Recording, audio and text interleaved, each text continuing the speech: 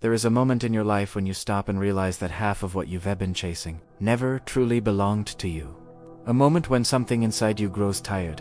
Not in a dramatic way, but in the quiet way a person becomes tired after years of carrying a weight they never agreed to hold. You feel it, especially in silence when there's no noise left to distract you, no notifications pulling your attention away, no expectations reminding you who you're supposed to be.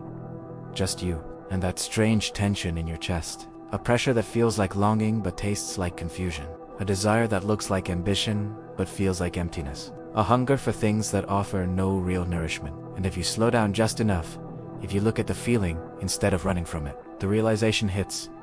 You want things you don't even like. You chase things that don't fit you. You measure your worth with rulers handed to you by strangers. You perform desires that were never yours. And the hardest part to admit is that none of this happened consciously. You didn't wake up one day and decide to shape your life around expectations, illusions, or the approval of people who don't even think about you. No, something else happened. Something quieter. Something slow. Something subtle. You absorbed the desires of the world the way a sponge absorbs water, not because it chooses to, but because it has no defenses against saturation. Your wanting became shaped by everything around you. The faces you grew up trying to impress, the voices you feared disappointing, the ads that learned your weaknesses, the algorithms that learned your patterns, the culture that learned how to keep you reaching for things just out of reach. And that's what people don't realize. Modern desire doesn't come from the heart. It comes from exposure, from repetition, from the way your nervous system responds to what it sees over and over again. You think you're choosing, but most of the time, you're imitating. Imitating the lifestyles you scroll past. Imitating the confidence you see portrayed. Imitating the beauty that gets validated. Imitating the success that gets rewarded. The world doesn't convince you to want. It exhausts you until wanting becomes automatic. And it happens so subtly that you don't notice. You see someone wanting something, and your brain mirrors it. You see a life being praised, and your mind begins to crave it. You see an image associated with happiness often enough, and your heart begins to chase it, even if it has nothing to do with the kind of life that would feel real to you. Familiarity becomes desire, and desire becomes identity. You start thinking, this must be what I want. But deep down, another voice whispers, then why does none of this make me feel alive? That voice is the part of you the world hasn't been able to silence yet. But it's faint, it's small, it's easily drowned by the noise around you. Because the world will always show you a version of life that looks perfect if you buy the right things, look the right way, achieve the right milestones. It will show you people who appear fulfilled, not because they are, but because the image of fulfillment sells more than the reality of it. It will show you lifestyles designed to generate envy, not meaning. It will show you happiness in a form that requires constant consumption, constant performance, constant comparison. And you look at all that and think, maybe this is what life is supposed to be. But then, why does it all feel performative? Why does none of it settle deeply inside you? Why does every achievement fade into numbness faster each time? Why do the things you chase leave you emptier than before? It's because those desires were never yours. They were programmed into you. Not with force, but with repetition. You didn't choose your wants. You were taught them, taught by advertising companies that thrive on your insecurity. Taught by influencers who don't even live the lives they project. Taught by a culture that equates visibility with worth. Taught by algorithms that only care about one thing, your attention. Because in the modern world, attention is currency, and desire is the tool that extracts it. Think about it. If the world can control what you want, it can control what you buy. If it can control what you chase, it can control how exhausted you become. If it can control how exhausted you become, it can control how easily you're influenced. A tired mind doesn't resist. A tired mind doesn't question. A tired mind confuses stimulation with happiness. And that is exactly how modern desire works. It keeps you chasing, not because there is something meaningful waiting at the end, but because the act of chasing keeps you predictable. That's why you feel restless, even after achieving something. That's why you feel empty after getting what you thought you wanted. That's why you get trapped in cycles of craving without fulfillment. The system doesn't want you to feel full. It wants you to feel almost full. Always almost. Almost is the most profitable emotional state in the world. So here you are, carrying desires that don't fit you, walking paths that don't reflect you, performing identities that drain you, chasing goals that feel disconnected from your inner world. And inside all of that noise, something inside you whispers, why does none of this feel like me? Because it isn't you. It's the version of you the world benefits from. The version of you that stays busy, the version that stays insecure, the version that stays comparing, the version that stays scrolling, the version that stays consuming, the version that stays disconnected from your true self long enough to mistake imitation for identity. But deep down beneath all of that, there is a quieter desire, one that was always yours, one that the world couldn't quite erase, one that speaks only when you're alone and everything is silent. It says, something is wrong, something is missing, something doesn't feel like mine. And this discomfort, this friction, this quiet sense that your life doesn't fully align with your soul is not failure. It's awakening. It's awakening. The moment when the desires the world gave you begin to collapse, and the desires you were born with start to rise. You're not breaking, you're beginning. There is a point in your life when the collapse of your borrowed desires becomes too loud to ignore. A point where the things you spent years chasing finally fall apart in your hands. Not with a dramatic crash, but with a quiet realization that somehow hurts more. You look at the goals you once glorified, the objects you convinced yourself you needed, the versions of yourself you performed for acceptance, and a strange calm settles in your chest. A calm that whispers, not cruelly, but honestly, none of this was ever yours.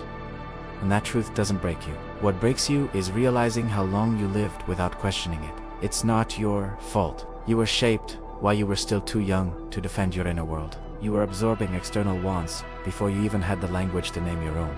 And now, as an adult, you stand in the middle of a life that looks full but feels hollow, because it was built on desires that were never born inside you. And this is where most people get lost. They think emptiness is a sign of failure. They think exhaustion means they didn't try hard enough. They think dissatisfaction means their goals weren't big enough.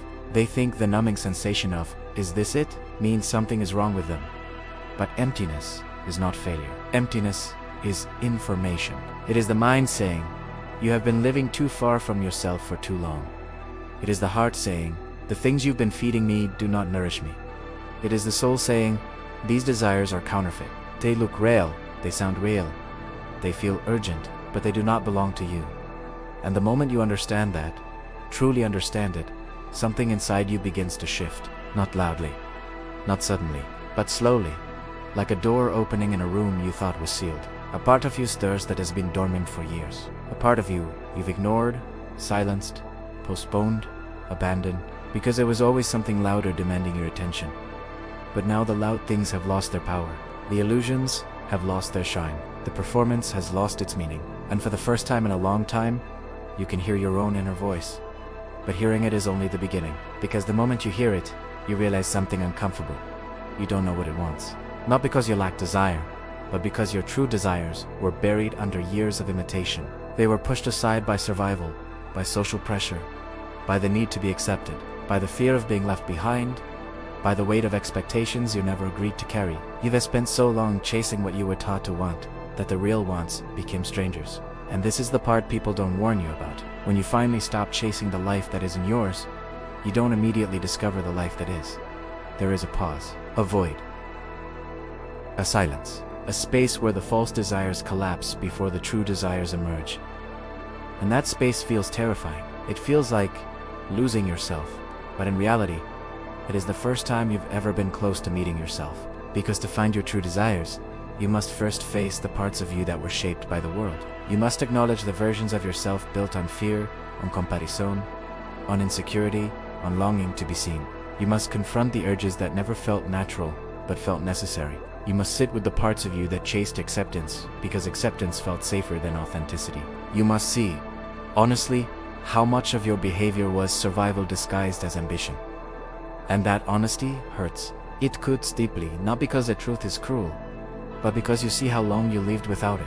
You see the choices you made, the people you tried to impress, the bodies you tried to fit into, the personalities you performed, the emotions you swallowed, the dreams you sacrificed for validation that never truly arrived. You see the cost of chasing things that were never yours. Not in money, not in time, but in selfhood. But beneath the pain of that realization, there is something extraordinary, something sacred. A freedom you've never felt before. The freedom that comes from finally stepping outside the cage you didn't realize you were in. The freedom that comes from looking at your life without the filters the world placed over your eyes. For the first time, you are not moving on autopilot. You are not performing desire. You are not chasing ghosts. You are awake. And being awake means you can begin again. But beginning again does not mean finding new desires to replace the old ones. It means learning to recognize the difference between desires that drain you and desires that restore you. It means learning to feel the quiet guidance beneath the noise. It means rebuilding your internal compass with precision, with care, with honesty. It means asking yourself questions you avoided for years, because somewhere deep inside, you were afraid of the answers. Questions like, what do I want when no one is watching? What brings me peace rather than applause? What feels real to me even if the world never praises it? What feels like home instead of performance?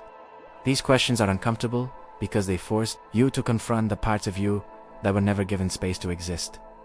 But they're also the doorway to your real life. Not the life the world trained you to want. The life that fits who you are beneath the layers of conditioning. And slowly, as you ask these questions, you begin to feel something unfamiliar, a desire that doesn't exhaust you. A desire that doesn't make you anxious. A desire that doesn't pull you away from yourself, but brings you deeper into yourself. A desire that feels like recognition rather than ambition. It doesn't shout. It doesn't pressure. It doesn't demand. It simply feels true. And this is how you know it's yours. Because real desire doesn't create urgency. It creates clarity. Real desire doesn't chase validation. It seeks alignment. Real desire doesn't make you shrink. It expands you. Real desire doesn't build a performance. It builds a life. And suddenly, you begin to notice the difference. You begin to recognize the taste of desires that were installed and the taste of desires that were born inside you. The installed desires feel anxious, shaky, uncertain, dependent on being seen. The inner desires feel calm, grounded, intimate, almost private. The installed desires need an audience. The inner desires need only honesty. The installed desires create pressure. The inner desires create direction. And once you see the difference, truly see it, you cannot unsee it. You cannot go back to chasing what empties you. You cannot keep performing a life that doesn't feel like your own. You cannot continue sacrificing your peace for illusions that never deliver. And this is where the deepest transformation begins. Not when you find all the answers. Not when you define all your inner desires. But when you finally say, I will no longer live by desires that were never mine.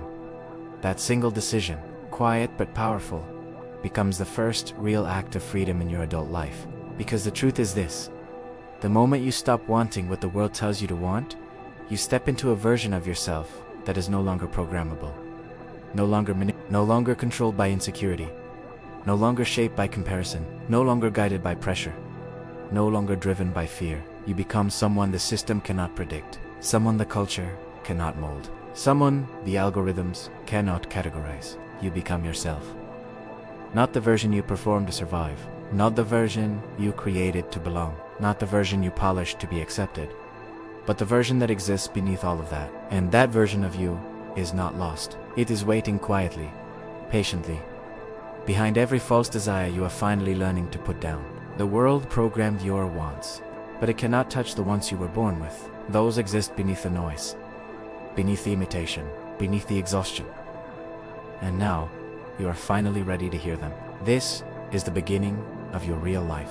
Not the life you were shaped into, the life you choose.